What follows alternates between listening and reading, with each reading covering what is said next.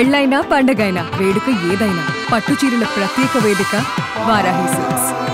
విపక్షం కంటిది విపక్షం వేలుతోనే పొడిచేటువంటి వ్యూహాన్ని మోడీ ప్రభుత్వం అమలు చేస్తుందా అనేటువంటి అనుమానాలు వస్తాయి. ఎందుకంటే ఇప్పుడు దౌత్య యుద్ధానికి సిద్ధమవుతున్నటువంటి వేళ పాకిస్తాన్తో ఎందుకు యుద్ధం చేయాల్సి వచ్చింది, ఉగ్రవాద మూలాలు పాకిస్తాన్లో ఉన్నాయా లేవా, ఈ అంశాలను తెలియజెప్పేటువంటి బాధ్యత విపక్ష పార్టీలకు చెందినటువంటి నాయకులకి అప్పగించబోయింది మోడీ ప్రభుత్వం.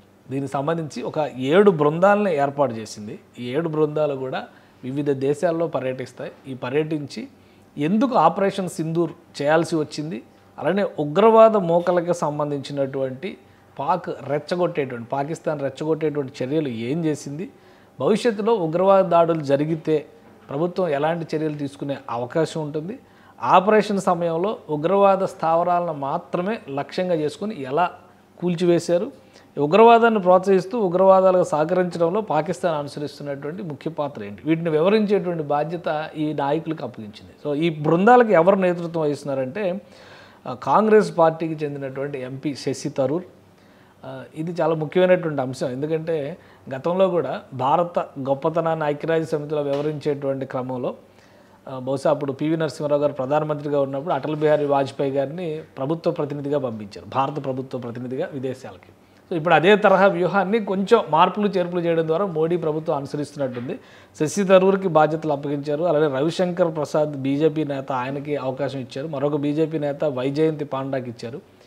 సంజయ్ కుమార్ ఝా, ఇది మిత్రపక్షం జేడీయూ నుంచి ఉన్నటువంటి నాయకుడు. ఇక డిఎంకే, ప్రతి విషయంలో కూడా తమిళనాడులో డిఎంకే స్టాలిన్ విపరీతంగా వ్యతిరేకిస్తున్నారు. తమిళనాడు ముఖ్యమంత్రి కనిమొళికి ఒక టీం, ఆమె ఒక టీంకి లీడ్ చేస్తున్నారు. ఎన్సీపీ ఎస్పీ అంటే శరద్ పవార్ టీంకి సంబంధించి ఎన్సీపీ ఎస్పీ సుప్రియా షూలేకి బాధ్యతలు అప్పగించారు. శ్రీకాంత్ షిండే శివసేన పార్టీ, ఇది కూడా మిత్రపక్షంగానే మనం చూడాలి. సో వీళ్ళందరూ కూడా ఈ బృందాలకి నేతృత్వం వహిస్తారు. మొత్తం 7 గ్రూపులు 10 రోజుల పాటు పర్యటిస్తారు. 22వ తేదీ, ఈ నెల 22వ తేదీన విదేశాల పర్యటనకు వెళ్తున్నారు.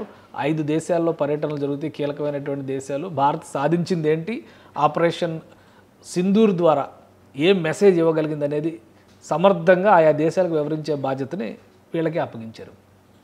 దేశంలోనేమో విపక్షాలు రగడ చేస్తున్నాయి, ప్రభుత్వం ఫెయిల్ అయింది అని ఇదే పక్షాలకు చెందినటువంటి నాయకులు రాద్ధాంతం చేస్తున్నారు. కానీ అదే పార్టీలకు చెందినటువంటి నేతల చేత విదేశాలకి భారత్ ఎందుకు ఈ పరిస్థితుల్లో యుద్ధం చేయాల్సి వచ్చింది, లేదా ఆపరేషన్ సింధూర్ చేయాల్సి వచ్చింది అనేటువంటి అంశాన్ని వివరించే బాధ్యత, భవిష్యత్తులో భారత్ ఏం చేస్తుంది, ఉగ్రవాదం ముప్పు కనుక మరింత విస్తరిస్తే భారత్ ఏం చేయబోతుంది అనేటువంటి విషయం వివరించేటువంటి బాధ్యత కూడా ఈ నాయకులకి అప్పగించారు. ఇది చాలా కీలకమైనటువంటి స్ట్రాటజీగా మనం చూడాల్సి ఉంటుంది. ఒక రకంగా దౌత్య యుద్ధానికి శ్రీకారం చుట్టింది మోడీ ప్రభుత్వం. దానికోసం ప్రధాన అస్త్రాలుగా ప్రతిపక్షాలనే ఎంచుకుంది. ఇది ఆసక్తికరమైనటువంటి మలుపు.